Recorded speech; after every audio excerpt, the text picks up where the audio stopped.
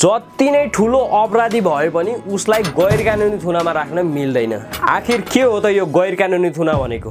यदि police army सशस्त्रले तपाईलाई गैर कानुनी थुनामा राख्यो भने के गर्ने? कुनै पनि व्यक्तिलाई थुनामा राख्नुपर्ने मनासिब कारण नहुँदै पनि थुनामा राखिन्छ भने त्यो गैर कानुनी थुना हो। कसैले बदनियत चिताएर थुनामा राख्छ भने त्यो गैर कानुनी थुना हो। कानुनको बाध्यात्मक रूपमा पालन गर्नुपर्ने कार्यविधि पालन नगरिकन थुनामा राखिन्छ भने त्यो गैर कानुनी थुना हो।